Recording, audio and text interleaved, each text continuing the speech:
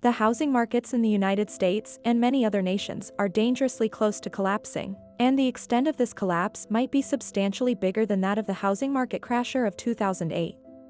Welcome back to the Financial Fortune YouTube channel, your go-to source for the latest news and analysis in the world of investing. In today's video, we dive into a sensational topic that has been making waves in the financial community: investor Michael Burry's doomsday prediction of a housing crash. Get ready to uncover the craziness behind this doomsday scenario that has captured the attention of investors worldwide. The Federal Reserve has raised its benchmark interest rate by a total of 5 percentage points in only 14 months, the most rapid rate of increase in 40 years, in an effort to counteract the incredibly high inflationary spikes.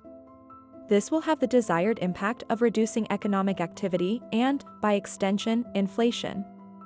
Because of this, 30-year mortgage interest rates have doubled from 3.8% in March 2022 to 6.8% today, making it more costly to borrow money and get a mortgage. Existing house sales have therefore dropped by roughly 25% when compared to the same period last year. Soaring prices, the combined effects of high interest rates reducing house sales, and the collapse of 3 U.S. banks in less than 2 months, one of which utilized low-cost mortgages to recruit consumers on economic growth, have been negative. Many investors now see these indicators as genuine causes for concern rather than just distractions. Michael Burry accurately anticipated this in 2006, and now additional investors who shared this view have come out and acted on their concerns. Like Dave Burt, who aided the two main characters of Michael Lewis's bestseller The Big Short in their fight against the mortgage market just before the 2008 financial crisis. And Burt now thinks that there is a secret component that will crash the home market in the future that neither individuals, nor financial institutions, nor the government want to accept. And if you're concerned about losing your money in a crash like this and want to make sure your investments are working for you, keep an eye out for votes coming up. First, it's important to learn how the market has performed up until now. The property market seems extremely overpriced, but why is that? COVID brought the world to a standstill on March 15, 2020, and as a result, interest rates were lowered, making debt and mortgages cheaper than ever before. Many American households received payroll relief cash from government stimulus packages at the same time they found themselves without the means to spend them. The result was that Americans opted to commit to larger homes at the expense of more expensive 30-year mortgages, so that they might get a higher value asset after paying off the mortgage or set up home offices. Property values increased dramatically all around the United States as telecommuting became commonplace. The median home price in Houston, Texas increased from $250,000 in 2020 to $350,000 in 2022. In the same time period, prices in Boise, Idaho went up from $365,000 in 2010 to over $600,000 in 2020. The value of houses in the United States increased to $36 trillion in 2018, a record increase of more than 2.5% over 2017. Since 2005, which is curiously the same year that the bubble in the markets for mortgage-backed securities and collateralized debt obligations was first discovered by Michael Burry, the value of the U.S. housing market has increased by an astounding 34% between January 2020, when it was worth $33.6 trillion, to a projected $45 trillion by the end of 2022. Although it appears promising when considered in isolation, the current situation of the American economy, which includes high inflation and an almost likely recession, suggests that the housing market is doomed to collapse. Mortgage applications dropped by 13.2% in December 2022, according to CNBC, signaling the beginning of this trend. Researchers continue to see evidence that cushions built up after the 2020 recession are thin for speculative-grade issuers, while statistics show that real wage growth in the United States is negative at a rate of -2.6% annually. This comes on the heels of a report from S&P Global Ratings that the leveraged loan default rate could rise to 2.5% by December of this year from 0.85% at the beginning of the year.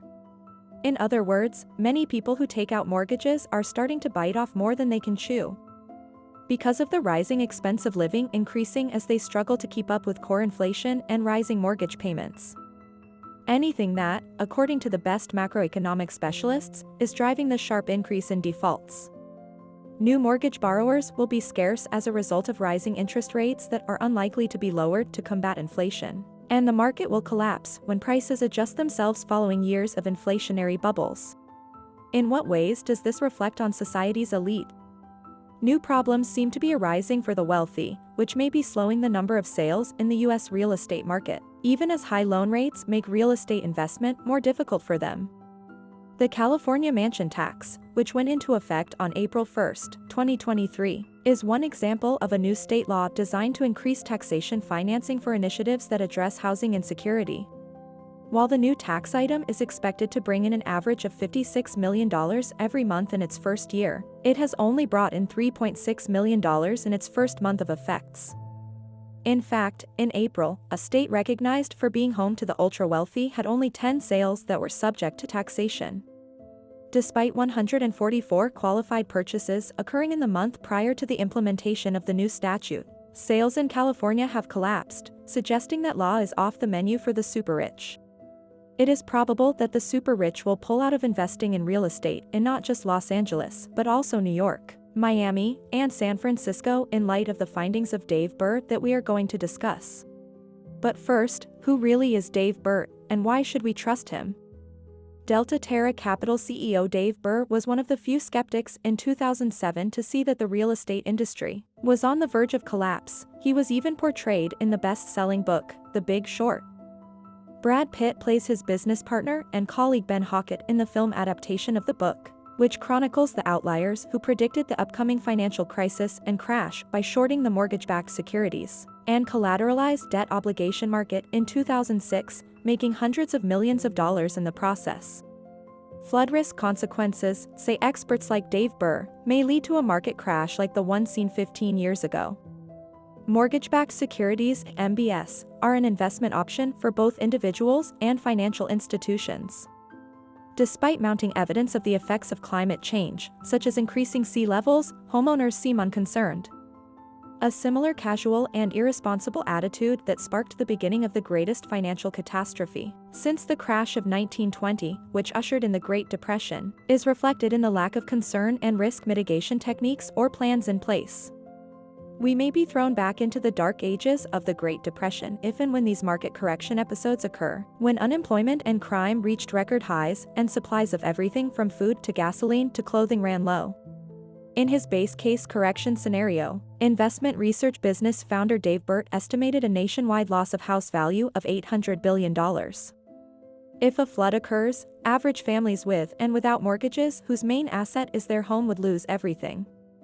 However, just 4% of homeowners nationwide carry flood insurance, according to a research by the North Carolina State Center for Geospatial Analytics. Widespread reductions in consumer expenditure and slowing economic development. Mortgage-backed securities, MBS, are not the problem, nor is the widespread use of mortgages to finance house purchases. The problem is that the mortgage market grossly underestimates the likelihood of flooding and hence does not purchase flood insurance. According to a research conducted in February of this year, the current overvaluation of residential properties that are vulnerable to flood threats due to global warming is estimated to be $237 billion. According to Jesse Goldberich, the study's chief researcher from 2023's Nature Climate Change. As we conclude this eye-opening video, we're left with lingering questions about the potential impact of Michael Burry's doomsday housing crash prediction. Is there a real cause for concern, or is it an exaggeration? How can we evaluate the validity of such forecasts and make informed investment decisions? What steps can we take to protect ourselves in case such a crash does occur? Remember, while attention-grabbing predictions can be intriguing, it's essential to critically analyze the data and seek multiple perspectives before drawing conclusions. Stay tuned to the Financial Fortune channel for more updates and insights on the ever-changing investment landscape. Remember, knowledge is key to navigating turbulent markets. Until next time, may your investment decisions be grounded in careful analysis and foresight.